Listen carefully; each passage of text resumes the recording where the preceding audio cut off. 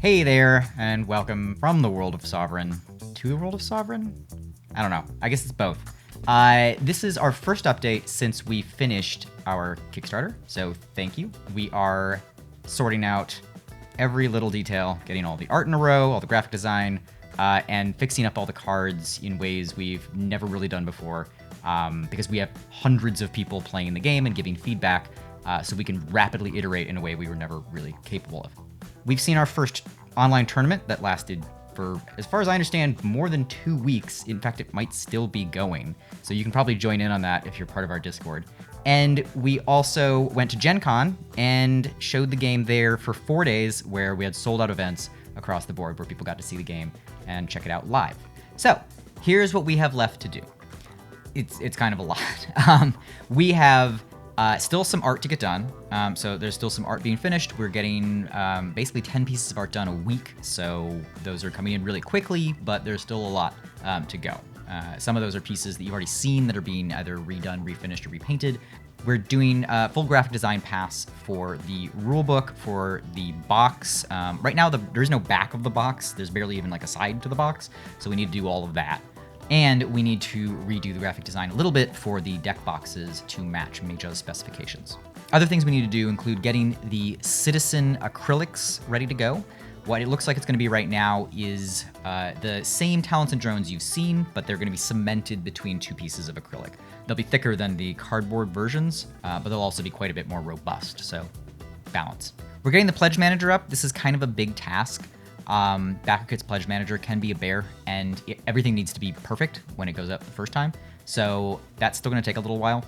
Just get ready for that. It's coming. It's on the way. And the rest is making absolutely sure that the quality level is as high as it can possibly be for everything. So that includes the card sleeves, where we're getting down into the microns and making absolutely sure that they feel exactly right.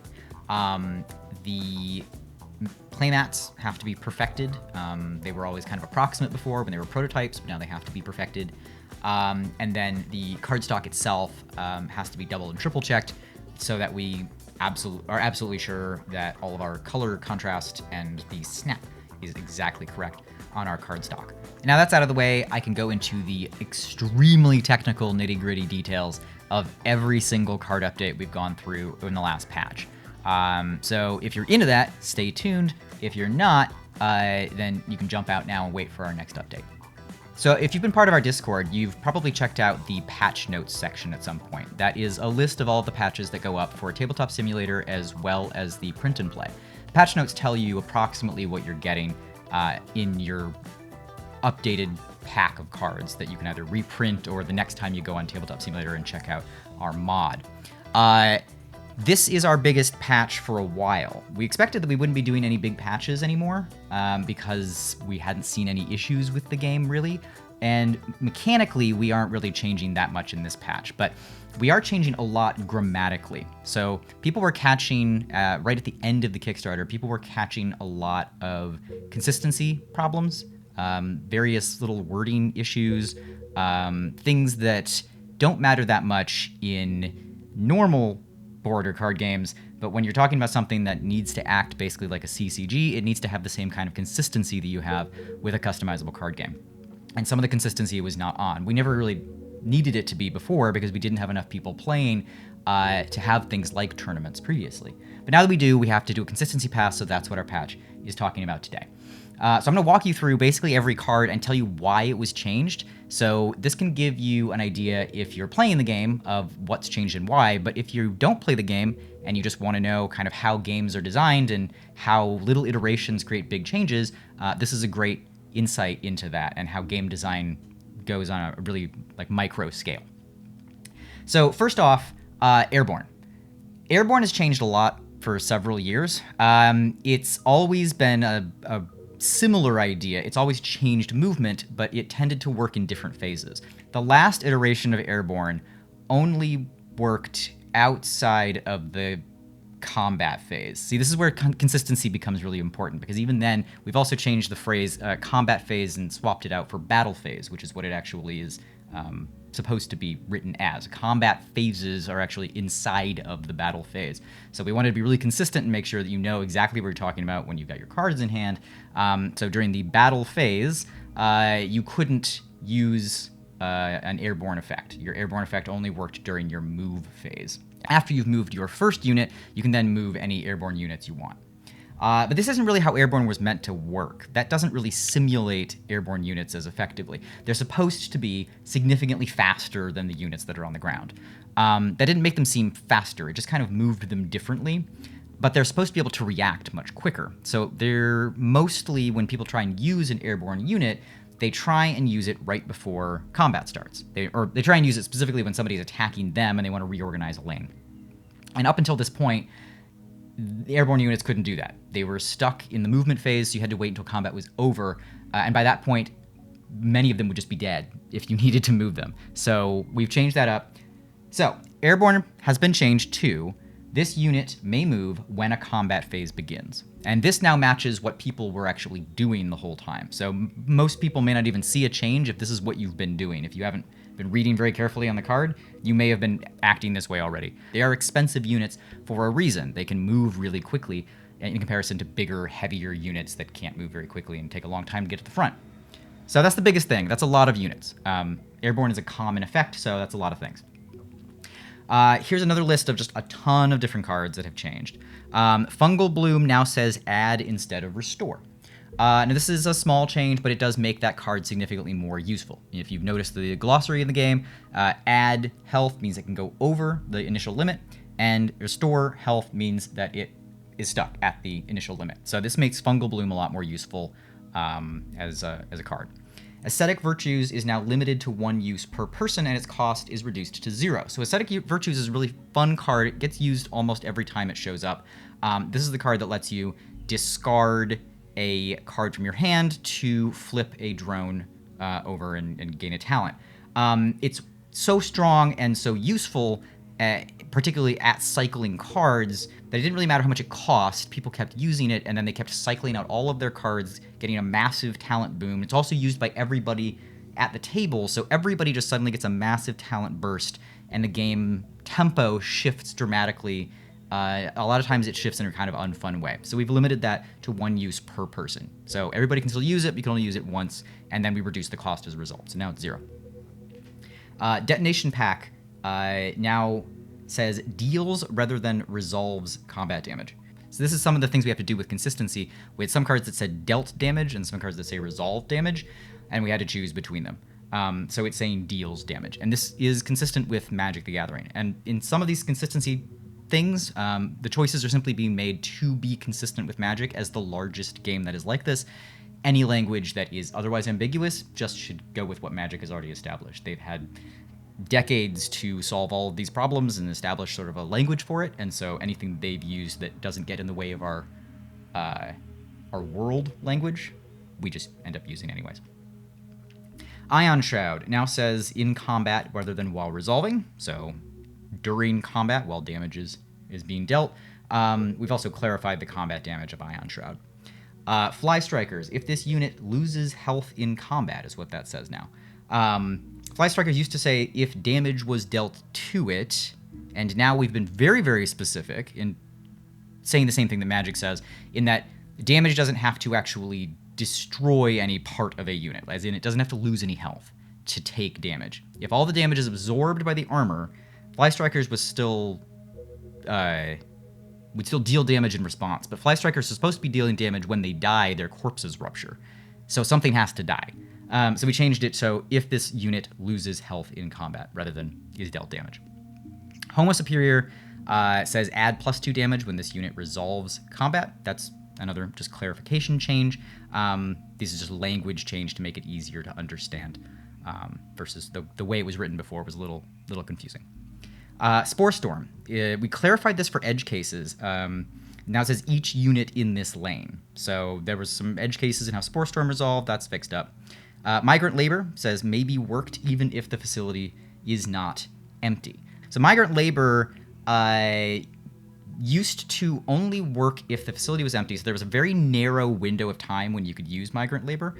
You had to basically call it out really quickly and remember you had it as soon as somebody emptied out their facility so that you could be able to use it.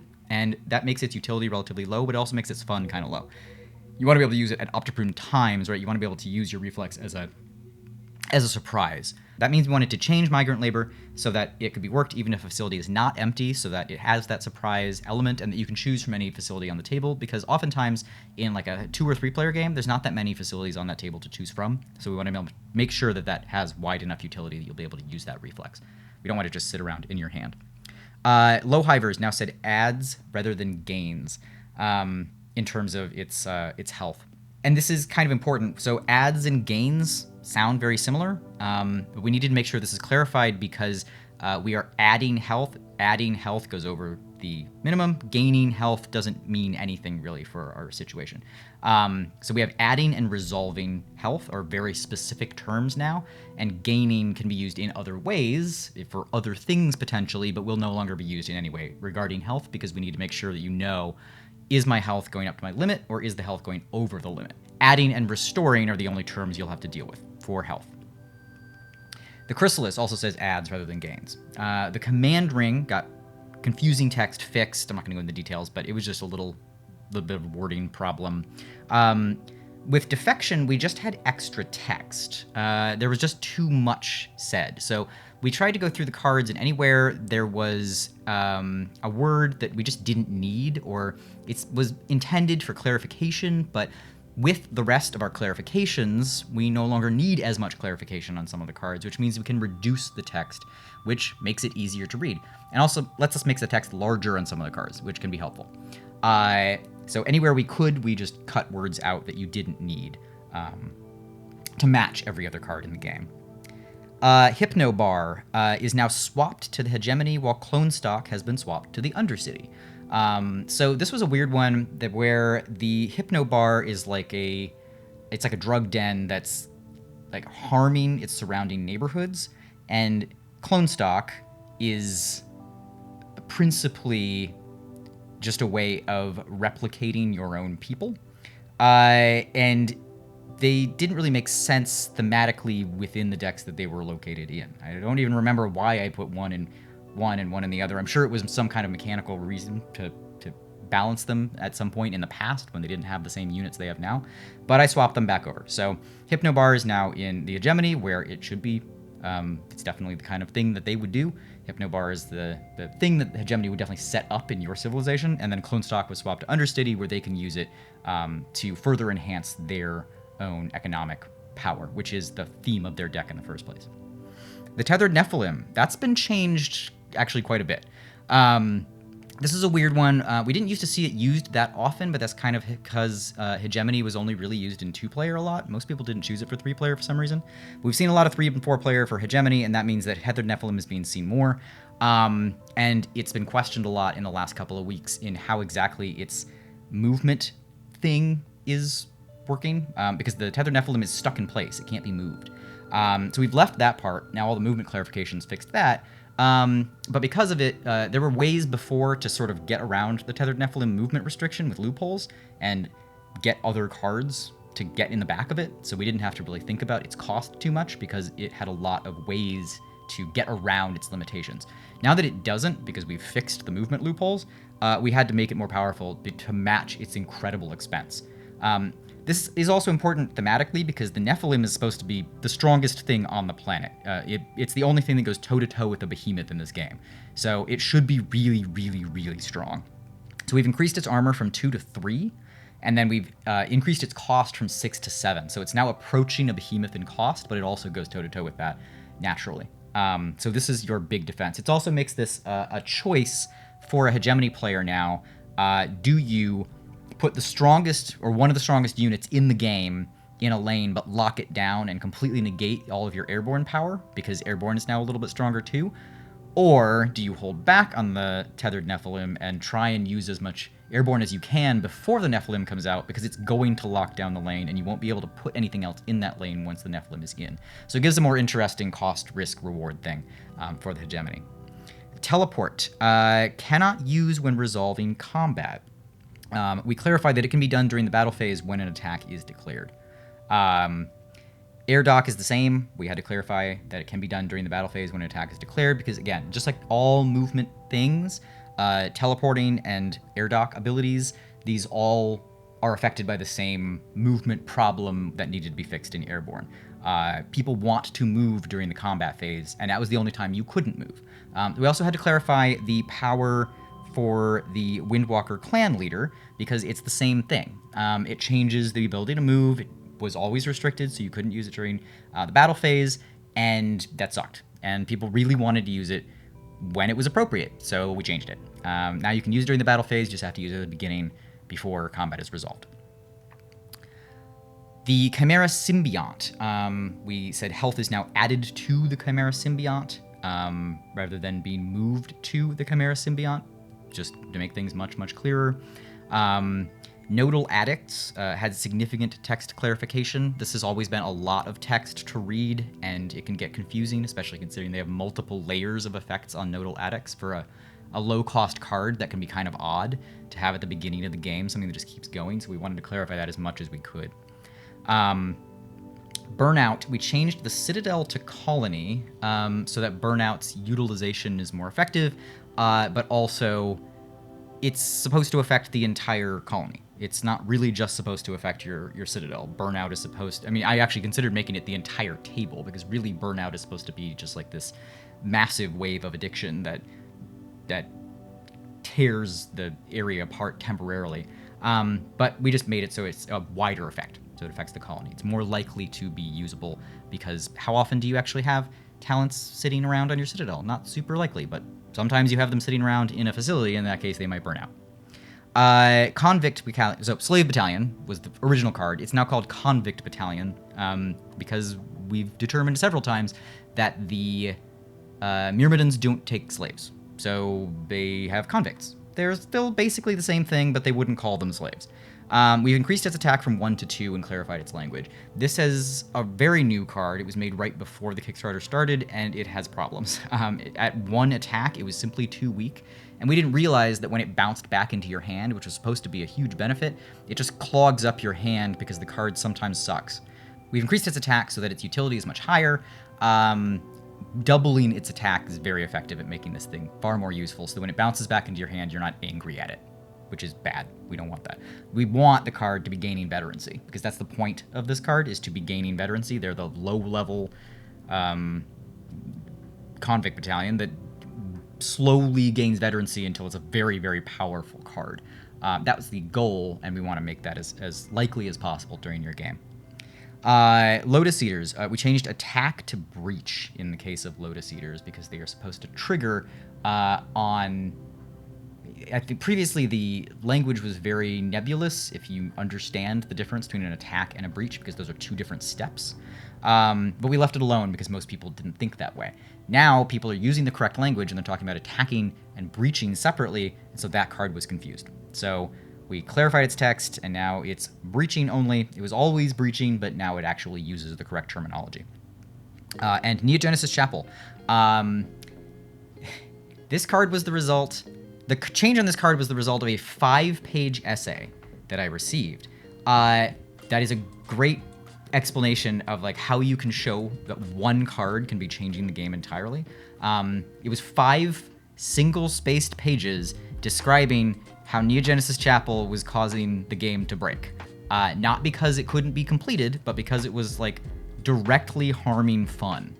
And was antithetical to the way the game had been designed. And it is absolutely true. Really fun the first time you use it, progressively less fun every other time.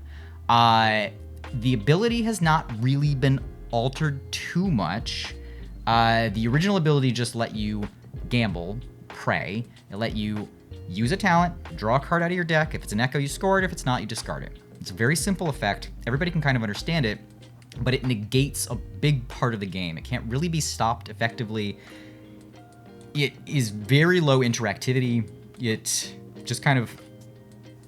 It undoes some of the fun of the game if you haven't... If you've seen it before, it undoes the fun of the game, because you're going to go a long sigh when it comes out. Ugh, that thing again. Didn't want that to happen. So we've changed the ability so it can only be used if the faction has less echoes than the faction with the most.